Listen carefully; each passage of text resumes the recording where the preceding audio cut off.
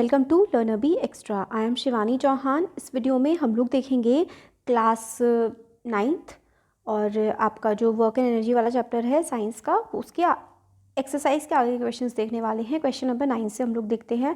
A certain house hold has consume 250 units of energy. तो एक घर है, कोई हाउस होल्ड है, उसने 250 यूनिट ऑफ एनर्जी कंज्यूम करी है एक महीने में।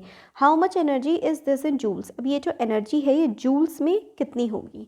तो एनर्जी कंज्यूम जो है वो है 250 यूनिट्स। तो 250 यूनिट्स की जगह हमारी जो एक्चुअल में होती है बात वो होती है किलो वॉट आर। तो किलो वॉट आर में हम लोग का होता है। अब अगर हमें इसे जूल में कन्वर्ट करना है तो हम लोग को क्या करना पड़ेगा, एग्जाम में बहुत ज़्यादा आता है, आप इसको ध्यान से देखिए।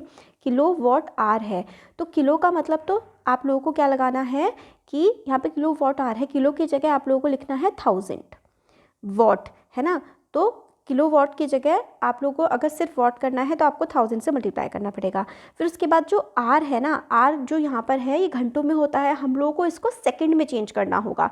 तो एक घंटे में 1 आवर में कितने सेकंड होते हैं, 1 आवर में होते हैं 3600 सेकंड, क्योंकि एक घंटे में 60 मिनट होते हैं और एक मिनट में 60 सेकंड होते हैं। तो एक घंटे में 60 मिनट और 60 घंटे, 6 6 36 और 2 0।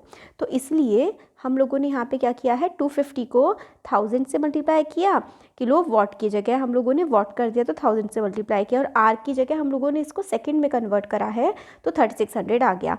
तो 250 को आप लोग 1000 से मल्टीप्लाई करिए और 3600 से मल्टीप्लाई करिए। तो यहाँ पर देखिए कि आप लोगों ने इसको 36 को 250 से मल्टीप्लाई करेंगे तो, और फिर यहाँ पे 2 0, ये जो ज़ीरो हैं ये तो सिंपली लग जाएंगे। कितने ज़ीरो हैं यहाँ पर, पहले ज़ीरो काउंट कर ले, 1 2 3 4 5 6 ज़ीरोज़ हैं, है ना। तो 10 की पावर 6 आ गया। और 36 इंटू आप 25 करेंगे ना, 36 इंटू 25 आप लोग मल्टीप्लाई करके देख लीजिए, आंसर इसका आएगा 900। ठीक है, तो यहाँ पे 900 आ गया। अब 900 इंटू 10 टू द पावर 6, क्योंकि 6 जीरो थे इसलिए 10 की पावर 6 लगा दी। अब ज़रा देखिए यहाँ पे ये भी तो 900 है, इसमें 2 और ज़ीरो है, तो 9 इंटू 10 की पावर 8 जूल। तो अगर आपको किसी भी चीज़ को किलो वॉट आर से जूल में कन्वर्ट करना है, तो कोई चीज़ है आपको किलो वॉट आर से जूल में कन्वर्ट करना है, तो उसको आप लोग क्या करेंगे, एक तो 1000 से मल्टीप्लाई करेंगे और एक करेंगे 3600 से। तो 3600 और 1000 से आप उस चीज़ को मल्टीप्लाई कर देंगे और आपका आंसर अगर किलोवाट आवर में है तो वो जूल में आराम से आ जाएगा। नेक्स्ट क्वेश्चन है, an object of mass 40 kg। एक ऑब्जेक्ट है उसका मास है 40 kg। ऑब्जेक्ट ऑफ मास, एक ऑब्जेक्ट है उसका मास है 40 kg। उसको एक सर्टेन हाइट तक आपने उठाया और वो हाइट कितनी थी, वो हाइट है 5 मीटर अबव द ग्राउंड। मतलब ग्राउंड से, ये ग्राउंड है तो ग्राउंड से 5 मीटर ऊपर वो चीज़ है। अब what is the potential energy. अब आपने कोई ऑब्जेक्ट ग्राउंड से 5 मीटर ऊपर तक उठा दिया है तो आपको उसकी पहले तो पोटेंशियल एनर्जी बतानी है। तो उसकी पोटेंशियल एनर्जी क्या होगी, सबसे पहले आपको ये बताना है। फिर उसके बाद if the object is allowed to fall, अगर उस ऑब्जेक्ट को आपने यहाँ से यहाँ तक उठा दिया और फिर आपने उसको गिरा दिया, कहाँ तक, देखिए यहाँ से यहाँ तक 5 मीटर तक आपने उस ऑब्जेक्ट को उठाया था, बट आप लोगों ने यहाँ तक ले जाने के बाद उसको गिराया सिर्फ हाफ वे तक, सिर्फ हाफ डिस्टेंस तक ही उसको आपने नीचे तक गिराया है। तो फिर आपको बताना है कि उसकी काइनेटिक एनर्जी इतने में क्या होगी। तो पोटेंशियल एनर्जी तो आपको पूरे की बतानी है कि आपने नीचे से लेकर के ऊपर तक कोई ऑब्जेक्ट रखा है तो उसकी पोटेंशियल एनर्जी क्या होगी ये बताना है। अब पोटेंशियल एनर्जी बता दी, अब ऊपर से वो हाफ वे तक कितने में आ जाएगा ये आप उसकी काइनेटिक एनर्जी बतानी है। अब आपको पता ही है, बहुत बार हमने बताया है कि पोटेंशियल एनर्जी किसी भी ऑब्जेक्ट में होती है due to its height. Potential energy होती है ड्यू टू हाइट, है ना।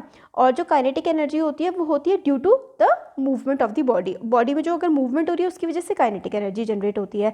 तो पोटेंशियल एनर्जी का जो फॉर्मूला होता है वो होता है mgh, यानी कि मास इंटू ग्रेविटी इंटू जो वो होती है ना हाइट, कितनी हाइट पे है वो।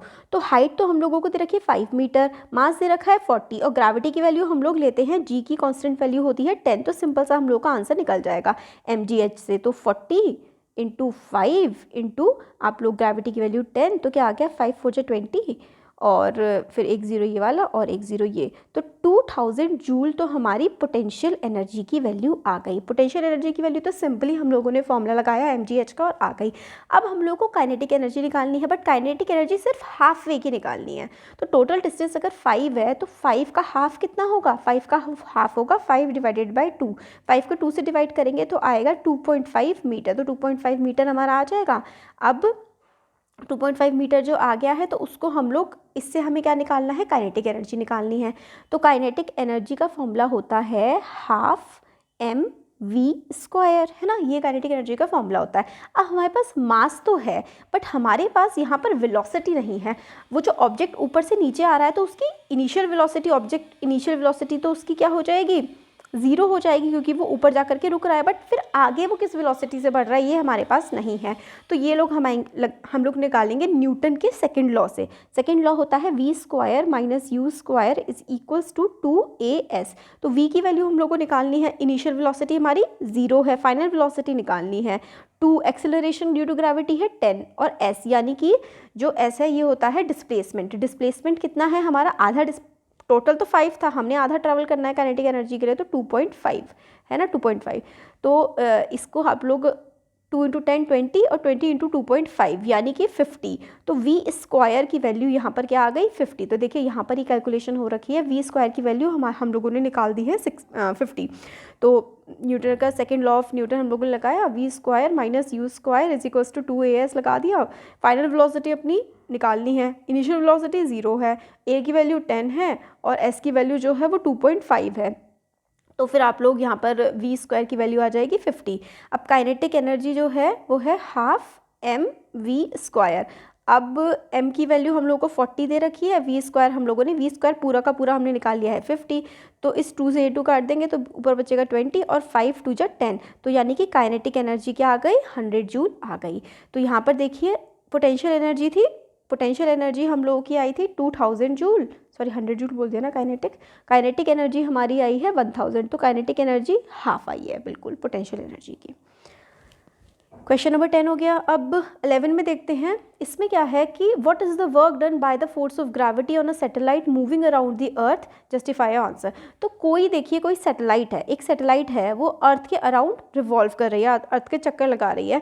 तो उस पर what is the work done, उसने what is the work done by the force of gravity on the satellite moving around the earth। तो अर्थ से ग्रेविटी की कितनी फोर्स लग रही है उस सैटेलाइट पर, ये हमें बताना है। तो देखिए इसका आंसर है, when a satellite moves around the earth it's displacement in short interval is along the tangent to the circular path of the satellite. The gravitational force acting on the satellite due to earth is along the radius as shown। तो देखिए क्या है ना, ये हमारी अर्थ है, अर्थ के चारों तरफ एक सैटेलाइट घूम रही है। ये देखिए ये अर्थ है, ये वाली छोटी वाली अर्थ है, ठीक है, और ये वाली ये है सैटेलाइट, और अर्थ और सैटेलाइट के बीच का ये देखिए रेडियस है।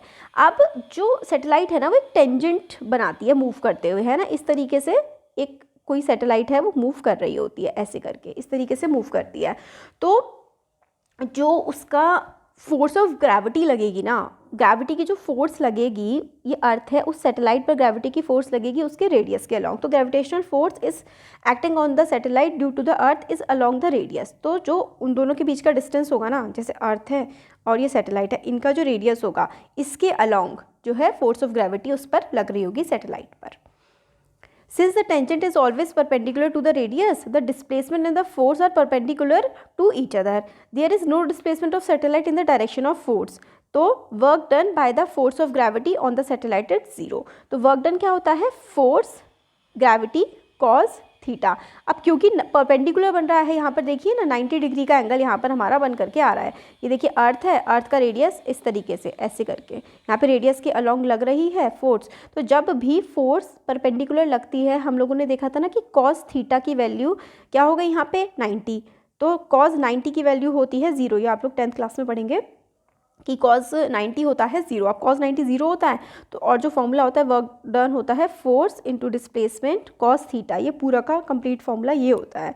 अब थीटा की वैल्यू 90, तो वर्क डन कुछ भी नहीं हुआ सैटेलाइट पे। तो रेडियस के लॉन्ग लग रहा था परपेंडिकुलर, परपेंडिकुलर में थीटा जो है वो 90 बन रहा था। अब क्योंकि जब भी हम लोगों ने इससे पहले डोंकी वाला जो केस देखा था कि डोंकी कोई वर्क कर रहा है या नहीं कर रहा है, तो वो परपेंडिकुलर उसके फोर्स लग रही थी ना। जब भी फोर्स परपेंडिकुलर लगती है तो कोई ऑब्जेक्ट मतलब वर्क डन होता ही नहीं है, क्योंकि अर्थ की ग्रेविटेशनल फोर्स सैटेलाइट पे परपेंडिकुलर लग रही है या फिर 90 डिग्री के एंगल पे लग रही है, तो वर्क डन कोई भी नहीं हो रहा। तो अर्थ की ग्रेविटी सैटेलाइट पे कोई भी वर्क नहीं कर रही है रेडियस के अलॉन्ग, क्योंकि वर्क मतलब फोर्स लग रही है और वो जो है परपेंडिकुलर बन रहा है डायरेक्शन। तो कोई भी काम नहीं हो रहा है। तो since tangent is always perpendicular to the radius, tangent जो है वो रेडियस के हमेशा परपेंडिकुलर होती है। Displacement and the force are perpendicular to each other, तो डिस्प्लेसमेंट जो है और फोर्स ऐसे लग रही है, डिस्प्लेसमेंट ऐसे जा रही है, ये परपेंडिकुलर है, तो work done by the gravity हो जाएगा 0 सैटेलाइट पे। नेक्स्ट क्वेश्चन है, can there be displacement of an object in the absence of any force acting on it, अगर किसी ऑब्जेक्ट पे कोई भी फोर्स नहीं लग रही हो तो क्या कोई डिस्प्लेसमेंट होगी? तो देखिए, yes, in the absence of any force on the object, अगर फोर्स 0 होगी तो force F is equals to ma होता है ना, मास और एक्सेलरेशन है ना। तो सिंस कोई किसी भी चीज़ का मास कभी भी 0 नहीं हो सकता है, तो in such case the object is either at rest और in the state of uniform motion in a straight line. In latter case there is the displacement of object without any force acting on it. तो देखिए क्या होगा ना, अगर कोई भी object straight line में मूव करे ही जा रहा होगा और उस पर कोई भी फोर्स, रिटार्डिंग फोर्स नहीं लग रही होगी, मतलब कोई ऑब्जेक्ट मूव कर रहा है और उस पर कोई उसको रोकने वाली फोर्स नहीं लग रही है ना, तो वो ऑब्जेक्ट मूव करता ही जाएगा। तो डिस्प्लेसमेंट हो सकती है बिना किसी फोर्स के, अगर कोई फोर्स उस पर लगी ही नहीं रही, क्योंकि फोर्स एक तो आगे बढ़ाने वाली होती है और फिर उसको रिटार्ड करने वाली, रोकने वाली फोर्स भी तो होती है। तो अगर कोई उस किसी ऑब्जेक्ट पे कोई फोर्स लगी नहीं रही है और वो मूव कर रहा है, तो वो सीधा मूव करता ही जाएगा। नेक्स्ट क्वेश्चन है question number 13, a person holds a bundle of hay, थोड़ा भूसा टाइप का भूसा होता है ना, वो ले रखा है उसने अपने सर पे 30 मिनट के लिए। 30 मिनट तक एक पर्सन ने भूसा अपने सर पे रखा हुआ है और वो थक गया है, क्या उसने कोई काम किया है? अपना आंसर जस्टिफाई करिए। तो देखिए, the person holding a bundle of hay on its head get tired as he experiences muscular fatigue. तो किसी पर्सन ने अपने सर पर हे, कोई भूसे का गट्ठा रखा हुआ है, तो उसको थकान हो जाएगी क्योंकि उसकी मसल्स में थकान आ गई है। द फटीग होती है थकान।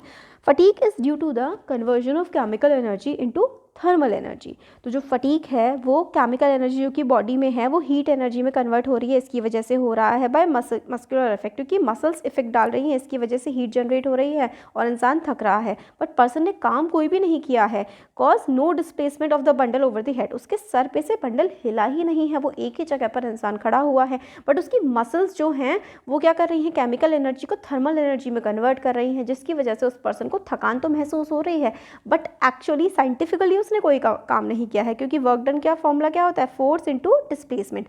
फोर्स भले ही उसकी बॉडी पे कहीं से लग रहा हो, बट वो उसने मूव ही नहीं किया है। जब डिस्प्लेसमेंट नहीं हुआ है तो कोई काम नहीं हुआ है। जैसे कि मैंने आपको एग्जांपल दिया था, आप 4 घंटे तक बैठ के पढ़ते रहे, आप हिले ना, आप सिर्फ किताब को पढ़ रहे हैं, तो आपने कोई भी काम नहीं किया साइंटिफिकली, आप क्योंकि मूव ही नहीं किए हैं। तो ये होता है।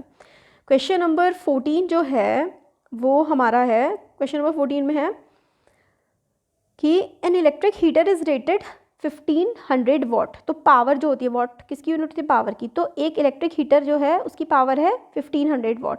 How much energy does it use in 10 hour, 10 hour में, 10 घंटे में वो कितनी एनर्जी का इस्तेमाल कर लेगा। तो सिंपल सा है, watt is equals to power into time, ये हम लोगों का फॉर्मूला होता है। W इज इक्वल्स टू, या फिर है ना, W इज इक्वल्स टू क्या होता है, P इंटू टी।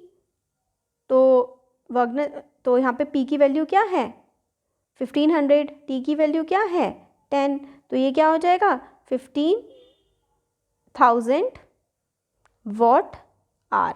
तो यहाँ पर देखिए W is equal to P into T, तो 1500 इंटू 10 तो 15,000 वॉट आर, या फिर W की वैल्यू आ जाएगी 15 किलो वॉट आर, है ना।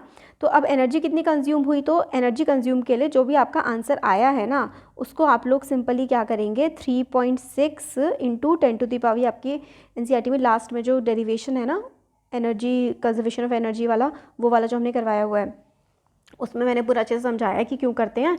तो उसमें हम लोग क्या करेंगे, सिर्फ एक कांस्टेंट वैल्यू निकल के आ जाती है 3.6 इंटू 10 टू द पावर 6। अगर आप लोगों को एनर्जी निकालनी है तो बस आप लोग उससे मल्टीप्लाई कर देंगे, 15 इंटू 3.6 करेंगे आप लोग, क्योंकि जो 1 किलो वॉट आर है वो होता है 3.6 into 10 to the power 6। 1 kilowatt hour ये वाला जो है ना, इसको 1 किलो वॉट आर को अगर आप लोग 1 किलो वॉट आर को अगर आप 1 किलो वॉट आर है, आपको अगर इसको जूल में चेंज करना है तो आप लोगों को 3.6 इंटू 10 टू द पावर 6 से सिंपली मल्टीप्लाई करना होगा और आपका काम बन जाएगा। तो यहाँ पर आपका आंसर आ गया energy 5.4 10 to the power 7 joule. हाँ, तो अब नेक्स्ट है, अब हम ना एक काम करते हैं, 14 तक हो गया, 15 कितने क्वेश्चन हैं इसमें, 22 क्वेश्चन है ना, हाँ 22 भी नहीं है, कितने हैं 21 है। तो इसके आगे के क्वेश्चन नेक्स्ट वीडियो में देख लेते हैं, क्योंकि फिर ज़्यादा तो बचे नहीं हैं, या फिर देख लें इसमें ही, ये वाला हम लोग नेक्स्ट वीडियो में देख लेते हैं। 15, 16, 17, 18 तो आगे के वीडियोस में, नेक्स्ट वीडियो में हमारा पूरा का पूरा चैप्टर कंप्लीट हो ही जाना है, सारे के सारे हो जाएंगे। या फिर हम ये वाला देख लेते हैं, है ना, 16 वाला ईजी है, 15 वाला नेक्स्ट में देखेंगे, छोटा सा है क्योंकि 16। एक ऑब्जेक्ट है, उसका मास है m, ऑब्जेक्ट मास m का है, वो कांस्टेंट वेलोसिटी v से मूव कर रहा है, तो how much work should be done on the object in order to bring it to rest. एक ऑब्जेक्ट m है, वो वेलोसिटी v से मूव कर रहा है, तो आपको कितना काम करना पड़ेगा उस ऑब्जेक्ट को रोकने के लिए या फिर रेस्ट में लाने के लिए। तो इनिशियल मूवमेंट हो रहा है ना, तो हमेशा काइनेटिक एनर्जी लगेगी, तो काइनेटिक एनर्जी होती है हाफ mv², मतलब उसका मास हम लोगों को नहीं पता, बस मास बोल रखा है m है और उसकी वेलोसिटी v है, तो हाफ mv²। तो इसमें हमें क्या करना है कि when the object comes to rest, जब ऑब्जेक्ट रेस्ट में आ जाएगा, रुक जाएगा, तो उस ऑब्जेक्ट की काइनेटिक एनर्जी तो हो जाती है 0, और काइनेटिक एनर्जी में जो चेंज होता है वो क्या होता है, हाफ mv² माइनस v1², ये होता है चेंज इन काइनेटिक एनर्जी। तो चेंज इन काइनेटिक एनर्जी में अगर आपकी फाइनल रुक गया है ऑब्जेक्ट, तो उसकी फाइनल काइनेटिक एनर्जी तो 0 हो जाएगी ना, तो इनिशियल काइनेटिक एनर्जी में हम लोग लेंगे हाफ mv²। तो work done on an object is equals to change in its kinetic energy, तो सिंपली इसका आंसर हाफ mv² ही हो जाएगा, क्योंकि उसकी जो जब वो रेस्ट में आ रहा है तब तो वो 0 हो रहा है ना, इनिशियली उसकी क्या थी, हाफ mv², तो फाइनली चेंज इन वेलोसिटी यही हो जाएगी, हाफ mv²। क्वेश्चन नंबर 19 देख लेते हैं, भी छोटा सा है। Soni says that the acceleration in an object could be 0 even when several forces are acting on it. तो सोनी एक बंदी है, वो कह रही है कि एक्सेलरेशन एक ऑब्जेक्ट की 0 हो सकती है जबकि बहुत सारी फोर्स उस पर एक्ट कर रही हो, क्या आपको लगता है? तो देखिए, acceleration of an object can be 0 even if several forces are acting on it, the resultant force is 0 as f अगर 0 है तो ma 0 है, एंड अकॉर्डिंगली एक्सेलरेशन भी 0 हो जाएगी। तो अगर बहुत सारी फोर्सेस लग रही हैं ना, तो वो फोर्सेस अगर एक दूसरे को कैंसिल कर रही हैं तो एक्सेलरेशन 0 हमारी बन सकती है। अब क्वेश्चन नंबर 20 है, find the energy in kilowatt hour consumed in 10 hours bye 4 devices of power 500 वाट। तो पावर जो है डिवाइसेस की, ईच डिवाइसेस की क्या है, मतलब देखिए हर डिवाइस की पावर क्या है, 4 डिवाइस हैं टोटल, ठीक है, उसमें से हर एक की जो पावर है वो 500 वाट है। हम लोगों को निकालना है कि वो चारों मिला करके कितनी एनर्जी को कंज्यूम करेंगे। तो power of each device 500 watt, number of devices 4, duration of use 10 hours. तो टोटल एनर्जी क्या हो जाएगा, टोटल एनर्जी हो जाएगा power into number of device into time. तो नंबर ऑफ डिवाइस 4, पावर 500 और टाइम 10, तो सबको मल्टीप्लाई करेंगे, 500 इंटू 4 क्या हो जाएगा 2000 और इंटू 10 क्या हो जाएगा 20,000 वाट आर, या फिर 20,000 की जगह 20 किलो वाट आर, क्योंकि 1 किलो वाट आर में 1000 वाट्स होते हैं ना, सिंपल। तो ये वाला भी हम लोग का क्वेश्चन नंबर 20 भी हो गया। अब कुछ जो बचे हुए क्वेश्चंस हैं थोड़े बहुत, वो हम लोग नेक्स्ट वीडियो में देख लेंगे, फिर हमारा चैप्टर हो जाएगा कंप्लीट। Thank you.